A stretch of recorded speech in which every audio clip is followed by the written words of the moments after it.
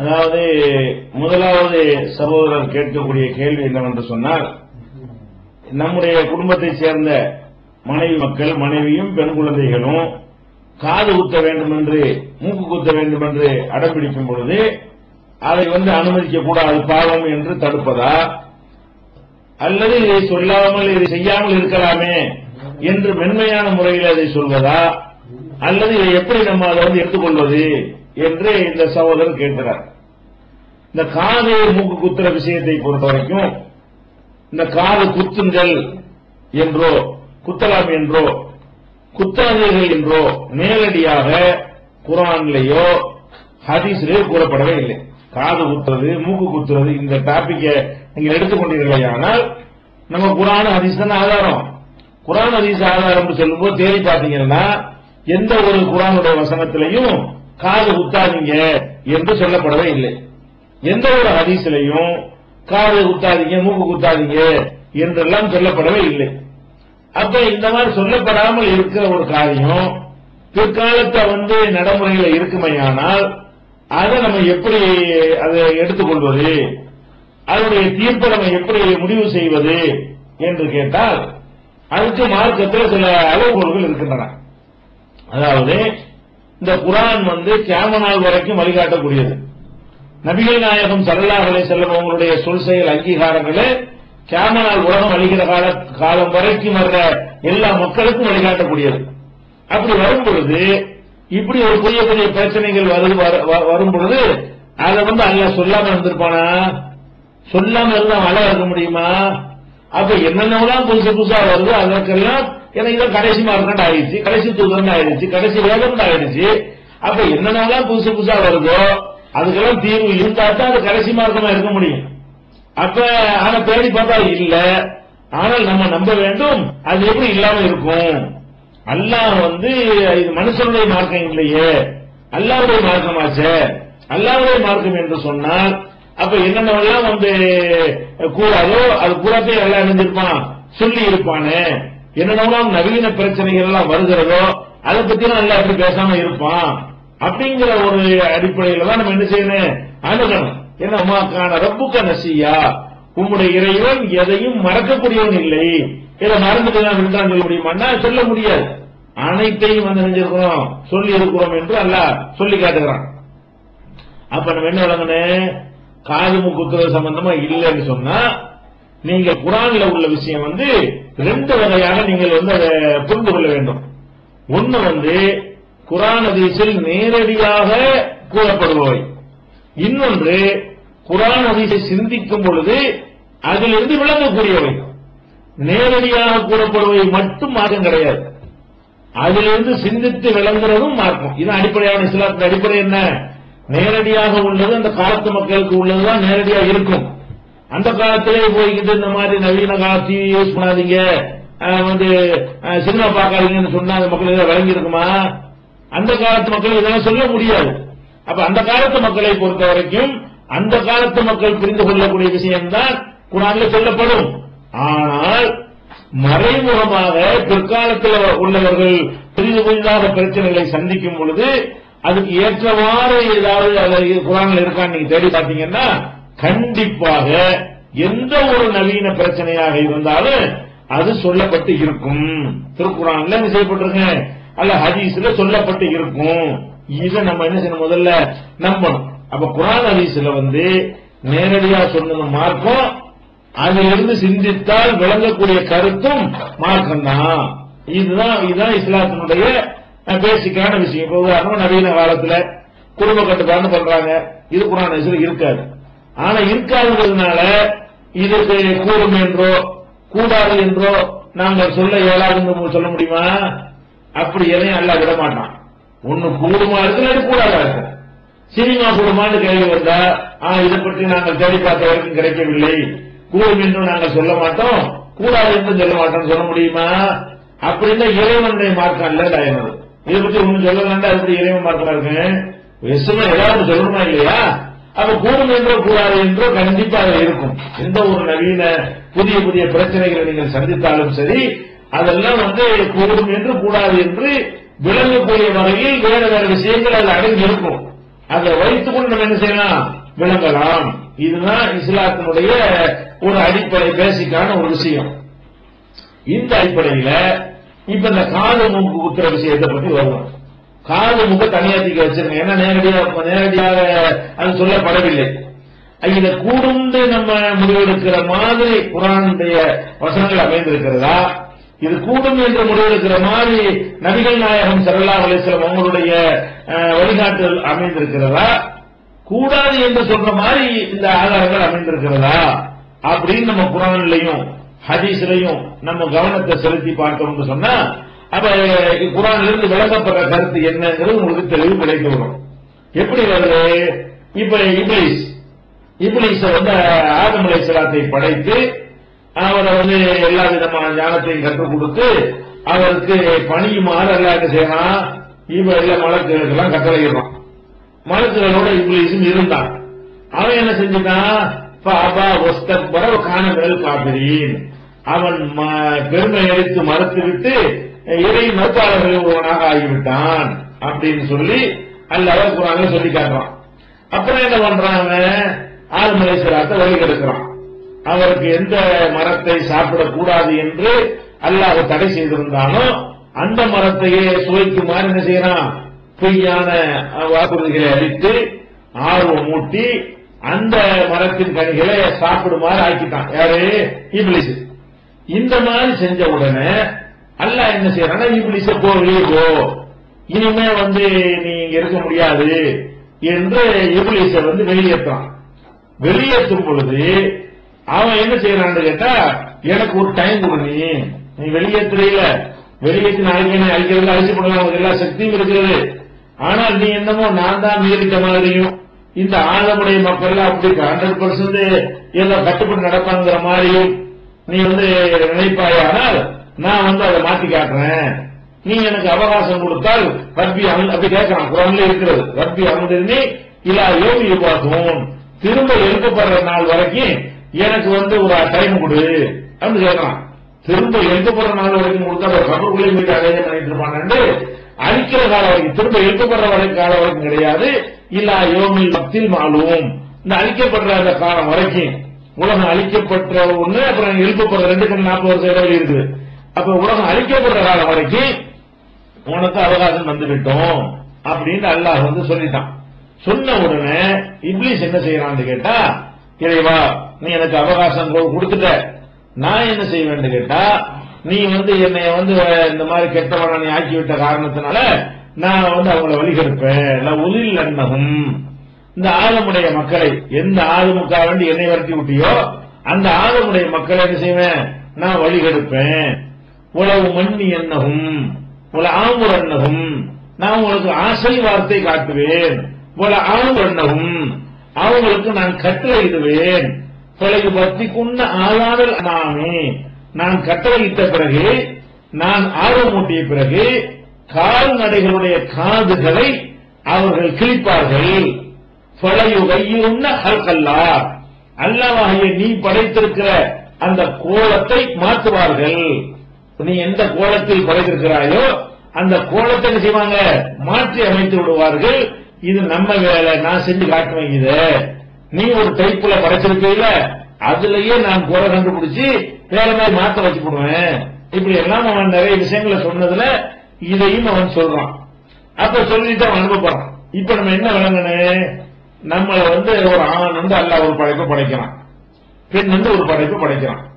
ஆணுக்கு என்னென்னலாம் இருப்பது அவசியமோ அது பூராதை ஆண்களுக்கு அல்லாஹ் வைத்திருக்கிறான். பெண்களுக்கு என்னென்னலாம் இருந்தால் அது பெண்களுக்கு நல்லதோ அழகோ அந்த மாதிரி விஷயங்களை எல்லாம் பெண்களுக்கு அல்லாஹ் வச்சுட்டான். அப்ப அல்லாஹ் என்ன மாதிரி படைத்திருக்கிறானோ அந்த கோலம் தான் ஆண்களுக்கு அழகான கோலம். எந்த கோலத்தில் பெண்களை அல்லாஹ் படைத்திருக்கிறானோ அந்த கோலம் தான் அது பெண்களுக்கு அழகான ஒரு கோலம். இப்படி அல்லாஹ் படைத்திருக்கும் பொழுது நம்ம போய் காதுல ஒரு ஓட்டையை போடுறோம். ஏதோ ஒரு ஆள் போட்டா அதுக்கு ஏதாவது அவங்க சொல்லிட்டு போயிடலாம், ஒரு 2 ஆள் போட்டா அப்படி சொல்லிட்டு போயிடலாம். ஒட்டுமொத்தமா போடுறோம் எல்லாருமே.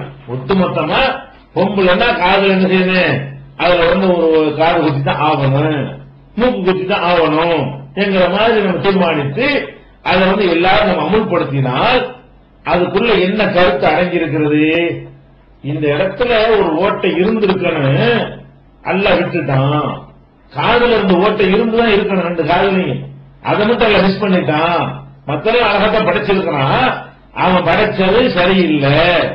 அத இப்லீஸ் சொன்னதான், நீ என்ன கோலத்தில் படைத்திருக்கிறாயோ அதை மாற்ற வச்சுக்கிடுவேன், மாற்றுவார்கள் அப்படின்னு அவன் சொன்னபடி.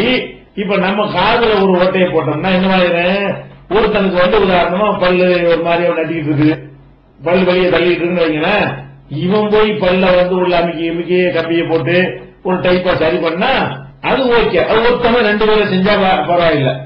50 பேர் பல்ல போய் ஏதாவது செஞ்சுட்டு இருந்தான்னா அர்த்தம், அப்ப அல்ல பல்ல ஒழுங்கா படைக்கணும் அர்த்தமாயிரும். ஒத்த 2 பேருக்கு ஏதாவது செய்தார்களே ஆனால் அது ஊனம் என்றோ அல்லது ஒரு மருத்துவம் என்றோ எடுத்துக்கொள்ள முடியும். இது என்னவா இருக்கு, இந்த காது மூக்குங்கிற மேட்டர் என்னவா இருக்கு? மஸ்ட் பொம்பளைனா காது மூக்கு குத்தி தான் ஆகணும். அதான் பொம்பளைக்கு அடையாளம் என்னது? காது மூக்கு குத்துறதுதான் பொம்பளைக்கு உள்ள ஒரு அடையாளம். அப்படிங்கிற அளவுக்கு நினைச்சிட்டாங்க. அதை வந்து ஒரு அவசியமான ஒன்றாக பெண்களுடைய அழகுக்கு அது தேவை என்கிற மாதிரி நினைச்சிட்டாங்க, ஆக்கி வைத்து விட்டார்கள். அப்ப இந்த அல்லாஹ் வந்து நம்மளை படைச்சிருக்கும் பொழுது அதை மாத்துறது இவனுடைய வேலை இருந்தாச்சா.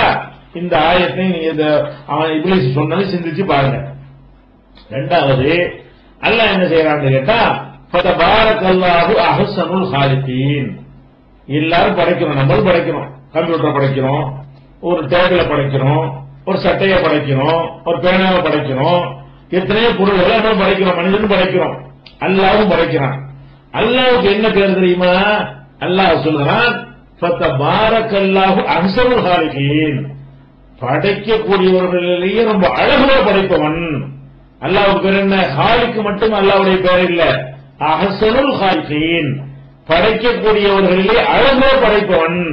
அந்த அல்லாஹ் தபாரக்க, தபாரக்கன பரக்கத்து, சொல்ல வேண்டிய அத்தனையும் வைத்து படைத்திருக்கிறான் அப்படின்னு சொல்லி அல்லாஹ் தன்னைத்தானே இப்படி வந்து என்ன செய்யறான், புகழ்ந்து பாராட்டுகிறான். அப்ப அல்லாஹ் தான் நம்ம படைக்கிறான். இந்த இடத்துல பொம்பளைக்கு ஒரு ஓட்டை இருக்கணும் இருந்தா அல்லாஹ் அதை படைக்க பெரிய மேற்றாது செஞ்சிருக்க மாட்டான்ல. காலில் 2 ஓட்டை மூக்குல 2 ஓட்டை இருந்தா தான் அது வந்து கரெக்ட், அது மஸ்ட் அவசியம், ஒரு அழகுக்காக ஒரு அவசியம் என்று இருக்குமையானால் அவனுக்கு தெரியாது அது செய்யறது.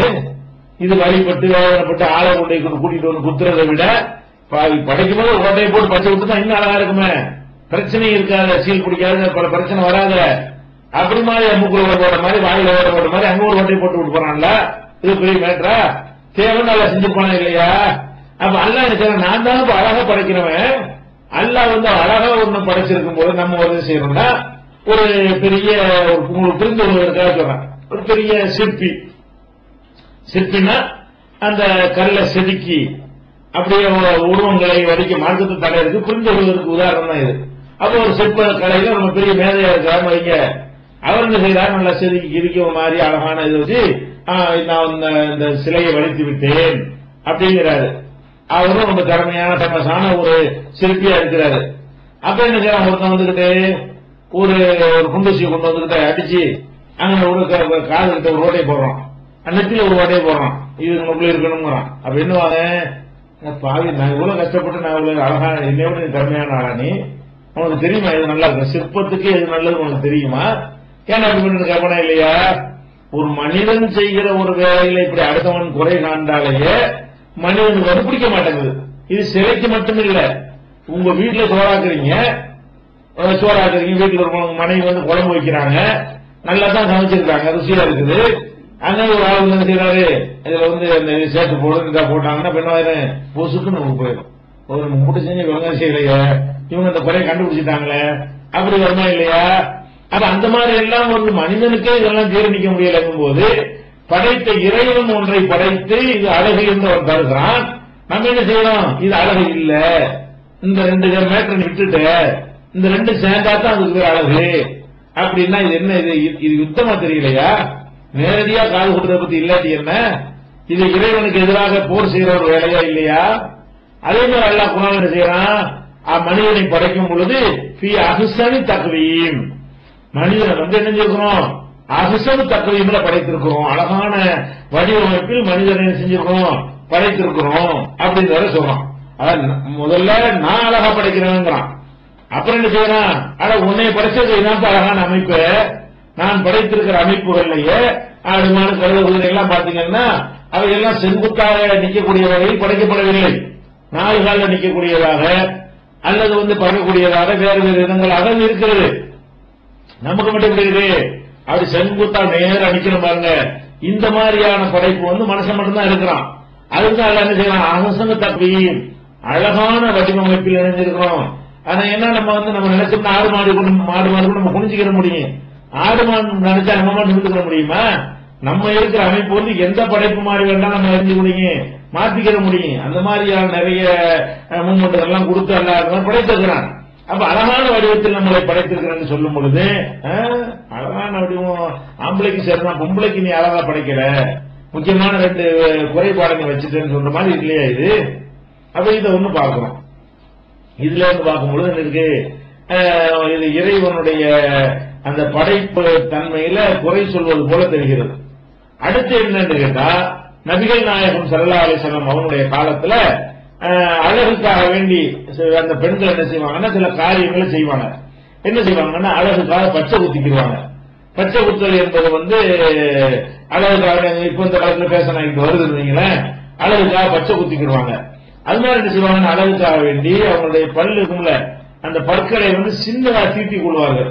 பெரிய பல்லா இருந்தா நல்லா இருக்காது, பொம்பளை எப்படி சின்னதா தான் இருக்கணும் அப்படின்னு சொல்லிட்டு பொம்பளை பல்லு சின்னது கிறுக்கத்தனமா சொல்றாங்க. பொம்பளை பல்லு சின்னதா இருந்தாலும் நல்லது கிடையாது, பெரிய பல்லா இருந்தா தான் கடிச்சு சாப்பிடுங்க. அவனுக்கு இவனுடைய சுகத்தை மட்டும் பாக்குறாங்க தவிர அவன் ஒழுங்கா வாழ்வதற்கு பல்லுங்களா ஸ்ட்ராங்கா இருக்கணுமா இல்லையா? பச்சரிசி பல்லு இருந்து இருக்குமா, பொம்பளைக்கு பல்லு இருக்குமா, பச்சரிசி மாதிரி எப்படி இருக்குமா? அந்த பச்சரிசி பல்ல வந்து எலும்பு கடிக்க முடியுமா? அதெல்லாம் சாத்தியப்படாது. இதான் என்ன பண்றாங்க, பொம்பளை பல்லு சின்னதா இருக்கணும் இன்னைக்கு நினைக்கிறான், அன்னைக்கு நினைக்கிறான். அப்ப என்ன செய்வாங்கன்னா பெண்கள்லாம் அந்த பற்களை சின்னதா தீட்டிக்கிட்டு அதை இருக்கிற சைஸை விட சின்னதாக்கி கொள்வார்கள். இது ஒரு வேலை இந்த காலத்தில் செஞ்சுக்கிட்டு இருந்தாங்க. அப்ப நபி ஸல்லல்லாஹு அலைஹி வஸல்லம் செஞ்சாங்க, இது 2ஐயும் தடுத்தாங்க. அல்லாஹ் வாசிமாத்தி ஒரு முஸ்தவசிமாத், பச்சை குத்தக்கூடியவளையும் குத்தி விடக்கூடியவளையும் அல்லாஹ் சபிக்கிறான். பச்சை குத்துறவளும் குற்றவாளி, குத்தி விடுறாள அவளும் குற்றவாளி என்ற நபிகள் நாயகம் ஸல்லல்லாஹு அலைஹி வஸல்லம் செஞ்சாங்க. சொல்லிவிட்டு அதே மாதிரி இந்த பற்களை அளவுக்காக சிறுதாக்கி கொள்கிறார்களே அவங்களும் குற்றவாளிகள். பூர்வத்தில் இறைவன் முடிவை கொடுத்துருக்கான். புதிய பரங்கத்தால் மூஞ்சில் எடுத்துக்கிட்டோம்னு சொன்னா பொம்பளைக்கு மீசையெல்லாம் கொடுக்கல, பொம்பளைக்கு தாடியை கொடுக்கல, அதே முகத்துல பூர்வத்தை மட்டும் எல்லாம் கொடுக்குறான். அப்ப என்ன வழங்குது, இது பொம்பளைக்கும் ஆம்பளைக்கும் மஸ்துன்னு வழங்குதா இல்லையா? மீசையை பொறுத்த வரைக்கும் பொம்பளைக்கு இல்லைன்னு வழங்குது, தேவையில்லை. மீசை பொம்பளைக்கு இருந்தா அது உட்படாது, நல்லா இருக்காது, அது வளர்ந்துருது. தாடி பொம்பளைக்கு இருந்தா நல்லா இருக்காது. அப்ப தாடி மீசையை பொறுத்த வரைக்கும் என்ன செய்யறான், அல்ல ஒரு முகத்துல முளைக்கக்கூடிய முடிதான் இல்லாம மீசையும் தாடியும் பெண்களுக்கு இல்லாம ஆக்கி ஆண்களுக்கு மட்டும் வைக்கிறான். புருவத்தை பொறுத்த வரைக்கும் ஆணுக்கு வைக்கிறான், பெண்ணுக்கு வைக்கிறான். அப்ப என்ன அர்த்தம், இந்த புருவ முடி என்பது ஆணா இருந்தாலும் பெண்ணா இருந்தாலும் அது மஸ்ட் அவசியம், அது அழகு, அது படிச்சுட்டான். ஆனா இவங்க என்ன செய்யறாங்க, இன்னைக்கு அந்த காலத்துல புருவத்தை மையில சிறைச்சிட்டு அந்த மைய தடவி பெரிய புருவம் மாதிரி காட்டிக்கிறாங்க. இப்ப கூட அந்த மாதிரியான ஒரு வேலைகள் என்ன செய்யறது நடக்குது. அப்ப அந்த மாதிரி எல்லாம் புருவத்தை மலித்துக் கொள்வது, அதை ட்ரிம் பண்ணி கொள்வது, அந்த மாதிரி எல்லாம் செய்யறாங்களே. இந்த மாதிரி செய்வதையும் ரசூல் ஸல்லல்லாஹு அலைஹி வஸல்லம் செய்யறாங்க. நாமி சாத்ததா இந்த புருவமயர்களை அந்த ட்ரிம் பண்ணி கொள்ளக்கூடிய பெண்களையும் அதை சொல்ல சபிக்கிறாங்க. அதை சொல்லிட்டு வரும் பொழுது அல்லாஹ் ஒரு கோலத்தில் படைத்திருக்கும் பொழுது அழகுக்காக வேண்டி அதை மாற்றி அமைக்கக்கூடிய பெண்களையும் அல்லாஹ் சபிக்கிறான். எல்லாம் ஒரு எப்படின்னு படைத்து விட்டா அதை மாற்றி அமைச்சுக்கிறான், அதை அல்லாஹ் சபிக்கிறான். அப்படியாக நம்ம மார்க்கத்தில் சொல்லப்பட்டிருக்கிறது. அப்ப இதை வச்சு பார்க்கக்கூடிய நேரத்தில் இந்த காது குத்துற எண்ணத்துக்கு குத்துறீங்க, இது அழகுக்கு தானே குத்துறீங்க. அப்ப இது அல்லாஹ் இந்த காது குத்துறத விட்டுட்டான்னு தானே அதுக்கு அர்த்தம். இதெல்லாம் வருது. அப்ப ரசூலுல்லாஹ் காலத்துல இது இந்த மாதிரி குத்திக்கிட்டு இருக்கிற முஸ்லீம் பெண்கள் யாரும் குத்துனது ஆதாரம் இல்லை. ஆனால் இது அதெல்லாம் நேரடியாக அது சொல்லாம எது நடைமுறையில் இருந்தோ அது மாதிரி குறைபாடுகள் என்ன செய்யறாங்க, சுட்டி காட்டுகிறார்கள். அப்ப அப்படி இருக்கும். அதை நீங்க சிந்திச்சு பாருங்க. இப்ப நபிகள் நாயகம் ஸல்லல்லாஹு அலைஹி வஸல்லம் காலத்துல அவங்களுடைய குடும்பத்துக்கு அவங்க வாழ்க்கையில் நடந்த எந்த ஒரு சம்பவமாவது மக்களுக்கு அறிவிக்கப்படாம இருக்குமா? அறிவிக்கப்படாம இருக்காது.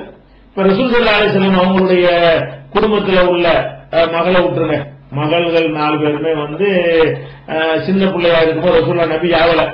ஜெய்னபு, ருக்கையா, குடும்பம், ஃபாத்திமாவெல்லாம் பிறந்த காலத்துல அப்ப அல்லாஹ்வுடைய தூதர்னு உங்க ஆகல. அந்த நேரத்தில் காது குத்துனாங்களா இல்லையாங்கிறது நமக்கு வரலாற்றுல பதிவு செய்யப்படாமல் இருக்கலாம், தெரியாது. ஆனால் நபிகள் நாயகம் ஸல்லல்லாஹு அலைஹி வஸல்லம் அவங்களுக்கு பேத்திமார்கள் இருந்தாங்களா இல்லையா? ஜெய்னபு மூத்த மகள் இருந்தாங்க. அந்த மூத்த மகளுக்கு பிறந்த உமாமாங்கிற பேத்தி இருந்தார்கள். அந்த உமாமாவுடைய சேட்டைகள் எல்லாமே இந்த பகுதி ஹதீஸ்கள்ல எழுதி வைக்கப்பட்டிருக்கிறது. தோல்ல உட்கார்ந்துருவாங்க, தொழு விட மாட்டாங்க, தோல்ல வச்சுக்கிட்டு ரசூலுல்லாஹ் தொழுவாங்க, ருக்கு செய்யும்போது இறக்கி விட்டுருவாங்க. என்ற அளவுக்குலாம் அந்த பேத்தி என்ன செய்ய ரொம்ப சேட்டை பண்ணணும். அந்த மாதிரிலாம் ஹதீஸ்கள்ல பார்க்கிறோம். அப்ப இந்த காதுமு குத்துறது மஸ்து மார்க்கத்திலேயோ அந்த சமூகத்திலேயோ ஒரு நடைமுறை இருந்துதான் நினைச்சிருப்பாங்க. ரசூலுல்லாஹ் மனைவி தூக்கி வச்சு அவங்க தான் காது குத்துனாங்க, உமாமாவுக்கு அவங்க தான் மூக்கு குத்துனாங்கன்னு வந்திருக்கணும்ல. அப்படி ஏதாவது இருக்கு, அறிவிப்பு இருக்குதா? யாராவது ஒரு ரசூல் ஸல்லல்லாஹு அலைஹி வஸல்லம் யாராவது பேர் வைக்கிற கூட ரசூலுல்லாஹ்ட்ட கொடுத்து துஆ செய்ய சொல்லி நீங்க ஒரு நல்ல பேரை சொல்லுங்கன்னு கேட்டிருக்கிறாங்க. அதுக்கெல்லாம் ஆதாரம் கிடைக்கிறது. இதுக்கு ஏன் ஆதாரம் இல்ல? ரசூலுல்லாஹ் காலத்துல இருந்தா அது எந்த ஒரு விஷயமா இருந்தாலும் நமக்கு பாதுகாக்கப்பட்டு வந்துருங்க. அப்ப இதை வச்சு பார்க்கும் பொழுது இந்த மேட்ரு பின்னாடிதான் வந்திருக்குது. இந்த காது முத்து குத்துறதுங்கிற மேட்ரு ரசூலுல்லாஹ் காலத்துல இல்ல. அதே மாதிரி நீங்க இப்னு பத்தூதான்னு ஒருத்தர், அவர் ஒரு சஞ்சாரினாங்க. சஞ்சாரின்னு சொன்னா உலகம் எல்லாம் இப்னு பத்தூதா 2 இப்னு பத்தூதா. ஒன்னு இந்த இந்தியாவுல முகமது பின் துக்ளக்கு அமைச்சரவையில மந்திரியா இருந்தாருமாங்க, அவர் ஒண்ணு. இன்னொருத்தர் பத்தூதாங்கிறவர் உலகம் பூரா சுத்தி எல்லா நாடுகளுக்கும் போய் பயண கட்டுரைகள் எழுதினவர். உலகத்தில் அவர் என்னென்னலாம் பார்த்தாரு அதெல்லாம் எழுதி வச்சு ஒரு பெரிய புக்கா, அரபுல பெரிய புக்கா இருக்கிறது. அது மாதிரி ஒரு பெரிய ஒரு வரலாற்று ஆய்வாளராக அவர் மதிக்கப்படுகிறார். அவர் என்ன எழுதுறாருன்னா, நாம இந்தியாவுக்கு நான் சென்றேன், அங்கே சென்றால் முஸ்லிம் அல்லாத பெண்கள் எல்லாம் கால்களில் மூக்கு துவாரம் விட்டிருப்பதை நான் பார்த்தேங்கிறார். அவர் இப்னு பத்தூதா சொல்றாரு. அவருடைய காலாதயமா 400-500 நினைக்கிறேன், வருஷம் சரியா நினைவில்லை. அந்த இப்னு பத்தூதா காலத்துல நம்ம நாட்டுக்கு இந்தியாவுக்குலாம் வர்றாரு. என்ன செய்யறாரு, இந்தியாவில் கண்ட காட்சியை சொல்லும் பொழுது முஸ்லிம் அல்லாத பெண்கள் தான் காது குத்துனாங்க, முஸ்லிம்கள் யாரும் குத்துற, இது ஒரு வித்தியாசமான ஒரு பழக்கம் அவங்கள்ட்ட இருப்பதை நான் பார்த்தேன் அப்படிங்கிறாரு. அப்ப இதுல நம்ம என்ன வழங்குறோம், இதெல்லாம் முஸ்லிம்கள்ட்ட பல பாரம்பரியமாவே இல்லாத ஒரு பழக்கம் என்பதற்கு இது கூட ஒரு ஆதாரமாக நம்ம அமைந்திருக்கிறது. அப்ப இந்த காது குத்துறதை பற்றி மென்மையாக நம்ம அதை சொல்லுவதா, கடுமையா சொல்லுவா? சிந்திச்சு பாருங்க. அல்லாஹ் சபிக்கிறான் என்று சொல்லக்கூடிய ஒரு விஷயம், அழகுக்காக வேண்டி கோலத்தை மாற்றிக் கொள்வது பெண்களை அல்லாஹ்வுடைய சாபம் இறங்குகிறது என்று சொல்லக்கூடிய ஒரு விஷயம், அது சாப்டா சொல்லக்கூடிய ஒரு விஷயமா, கடுமையா சொல்ற விஷயமா, அது தடுத்து நிறுத்துறது, கண்டிப்போடு தடுத்து நிறுத்துற விஷயமா, அல்லது செய்யாம இருப்பது நல்லதாக இருக்கும் என்று சொல்லி ஒரு இழுத்து அந்த மாதிரி அட்ஜஸ்ட் பண்ற மாதிரி சொல்ற விஷயமா நீங்க யோசிச்சு பார்த்துக் கொள்ள வேண்டும். அதே நேரத்தில் ஒன்னே ஒன்று இருக்கிறது. என்ன இருக்குது, நபிகள் நாயகம் ஸல்லல்லாஹு அலைஹி வஸல்லம் காலத்துல 5 வேளை தொழுகைக்கு ஆண்கள் வர்ற மாதிரி பெண்கள் வருவாங்க. பெருநாள் தொழுகைக்கு கண்டிப்பா பெண்கள் வரணும் என்று உத்தரவு போட்டிருந்தார்கள். அந்த மாதிரி ஒரு பெருநாள் தொழுகையில போகும் பொழுது ரசூல் ஸல்லல்லாஹு அலைஹி வஸல்லம் உரை நிகழ்த்துறாங்க. ஆண்களுக்கு தான் அந்த உரை கேட்டுச்சு, மைக்கெல்லாம் இப்ப கிடையாதுல, பெண்களுக்கு கேட்கல. இஸ்லாம் வளர்ந்து போச்சு, அதிகமான மக்கள் வந்துட்டாங்க. ரசூலுல்லாஹ்வுடைய அந்த சொல்லு அதை தாண்டி போகல, பெண்களுக்கு ரசூலுல்லாஹ்வுடைய பயான் போய் சென்றடையல. அப்ப இந்த உரை நிகழ்த்திட்டு என்ன செய்யறாங்கன்னு கேட்டா, பிலாலை கூட கூட்டிட்டு அப்படியே போய் பெண்கள் இருக்கிற பகுதிக்கு அவங்க முன்னாடி நின்று அவங்க முன்னிலையில அவங்களுக்கு ஒரு பயான் பண்றாங்க, குத்துபா. ஆண்களுக்கு ஒரு குத்துபா சொல்லிவிட்டு இந்த குத்துபா ஒருத்தர் கேட்கலன்னு சொன்னா இந்த குத்துபா கூட ஓதிக் கொள்ளலாம் என்பதற்கு கூட இந்த அதிசயம் வைத்துக் கொள்ளலாம். அப்ப பெண்களுக்காக என்ன செய்யறாங்க, இன்னொரு குத்துபாவை ஓதுகிறார்கள். ஓதும்போது என்ன பண்றாங்க, தான தர்மம் செய்யுங்க, தர்மத்தின் மூலமாக உங்களை காப்பாத்திக்கிறங்க, நரகத்திலிருந்து விடுதலை பெற்றுக் கொள்ளுங்கள் என்றெல்லாம் அவங்க அது சொல்றாங்க. சொன்ன உடனே தர்மத்தையும் ஒருத்தர் நான் நீண்டு கொடுக்கறதுக்கு முன் வர்றாங்க. விழாக்கள் இல்லாதவர்கள் அந்த துண்டை ஏற்றிக்கிட்டு அப்படி என்ன செய்யறாங்க, போறாங்க. கூட்டங்களை துண்டு ஏற்றி வசூல் பண்றாங்க. இது ஒரு ஆதாரமா அவர் துண்டை ஏற்றிட்டு போகும் பொழுது பெண்கள் என்ன செஞ்சாங்கல்லாம், காதுகளிலும் கழுத்துகளிலும் உள்ள வளையங்களை கட்டி போட்டார்கள், கைகளிலும் காதுகளிலும் உள்ள வளையங்களை கட்டி போட்டார்கள் வருது. அப்ப கையில உள்ள வளையல் அரசனை பத்தி விளங்குறது, காதுல உள்ளதை கழட்டி போட்டாங்கன்னு சொன்னா அதுல இருந்து நமக்கு என்ன விளங்குகிறது? இது காதுல ஏதோ குத்தி இருக்கிறாங்கல்ல, குத்தப்பட்டா ஏதோ மாட்டி இருக்கிறாங்க, அதான் கழட்டி போட்டுருக்காங்க. இதுல இருந்து காது குத்தலாம், ரசூல் ஸல்லல்லாஹு அலைஹி வஸல்லம் அவர்களே காது குத்துனதுக்கு அங்கீகாரம் கொடுத்துட்டாங்க அப்படிங்கிற மாதிரி ஒரு சாரார் என்ன செய்வாங்க, இதை எடுத்து வைப்பாங்க. ஆனா இது வலிமையான ஒரு ஆதாரமா வராது. ஏன்னு கேட்டா ஹதீஸ் சரியான ஹதீஸ் தான் இது. ஆனால் இவங்க சொல்லக்கூடிய கருத்து அதுல இல்ல. ஏன் இல்லைன்னு கேட்டா ரசூல் ஸல்லல்லாஹு அலைஹி வஸல்லம் காது குத்துறது அங்கீகரிச்சாங்கன்னு எப்ப நீங்க சொல்லணும் தெரியுமா? ரசூல் ஸல்லல்லாஹு அலைஹி வஸல்லம் முன்னிலையில இந்த பொம்பளைக்கு காது குத்துனாங்க, பாத்துக்கிட்டு இருந்தாங்க அப்படின்னா தான் ரசூலுல்லாஹ் காது குத்துறது அனுமதிச்சாங்கன்னு அர்த்தம். இங்க காது யாரும் குத்துறதுன்னு அனுமதிக்கல, வேற என்ன அனுமதிச்சிருக்கிறாங்க? ஏற்கனவே காது குத்தப்பட்டு ஜாகிலியா காலத்துல, மூடர்கள் காலத்துல அந்த பெண்கள் இஸ்லாத்தை ஏற்பதற்கு முன்னாடி ஏற்கனவே காது குத்தி இருப்பார்களேயானால், அதுல ஏதாவது மாட்டி வைத்துக் கொண்டார்களேயானால் அது தடுக்கப்படுவது இல்ல. அதைத்தான் ரசூலுல்லாஹ் தடுக்காம இருந்திருக்காங்க. குத்துறதா தப்ப, குத்தியாச்சு, சேதப்படுத்தியாச்சு, போட்டா கொண்டுட்டு போ என்கிற மாதிரி வேண்டும்தான் அந்த அர்த்தம் கொடுக்க முடியுமே தவிர, குத்துறதுக்கு ஆதாரம் உங்களுடைய ஆதாரம் அதுக்கு எதிராக நிற்கக்கூடிய நேரத்தில் இது காது குத்துவதற்கு ஆதாரமாக இந்த ஒரு ஹதீஸை வைத்துக் கொண்டுதான் என்ன செய்யறாங்க, குத்தம் இதன் நெருப்புள்ள குத்தலாம், நெருப்புள்ள குத்தக்கூடாதுங்கிற மாதிரி மென்மையா தடை கொடுக்கிற மாதிரி சில ஆளுக்கு சொல்லுகிறார்கள். அதில் இந்த கருத்து வராது. ரசூலுல்லாஹ் முன்னாடி யாரும் காது குத்தி ரசூலுல்லாஹ் பார்த்துக்கிட்டு ஓகே சொல்லவே கிடையாது. காது குத்தப்பட்டவங்க இருக்கிறாங்க ஜாகிலியா காலத்துல, நம்ம தடுக்கணுமே. முந்தைய காலத்துல செஞ்ச பச்சை குத்துன ஒரு பொம்பளை என்ன செஞ்சிருப்பாங்க, ரசூல் ஸல்லல்லாஹு அலைஹி வஸல்லம் பச்சை குத்தி இருக்கும் போதே பார்த்துட்டு தான் இருந்திருப்பாங்க. ஏற்கனவே குத்தியாச்சு, ஏற்கனவே குத்தின பச்சை ஒண்ணு செய்ய முடியாது, பேசாம விட்டாங்க. அந்த மாதிரி தான் பச்சை குத்தின பொம்பளை எல்லாம் ரசூலுல்லாஹ் பார்க்கும் பொழுது ரசூலுல்லாஹ் பார்த்து கொண்டிருந்த காரணத்தினால் பச்சை குத்துறான்னு சொல்ல முடியுமா? அப்ப அந்த புரிந்து கொள்ற விதங்கள்ல அவங்க தப்பு செய்யறாங்க. அதனால நம்ம இந்த காது மூக்குத்துறது உங்களுக்கு onlinepj.comல நிறைய ஆதாரங்கள் எல்லாம் கொடுத்து டெக்ஸ்டாவும் நம்ம கொடுத்திருக்கிறோம். வீடியோ கேள்வி பதிலாகவும் நம்ம onlinepj.comல இருக்கிறது. அதையும் கூடுதல் விவரத்துக்கு பார்த்துக் கொள்ளுங்கள்.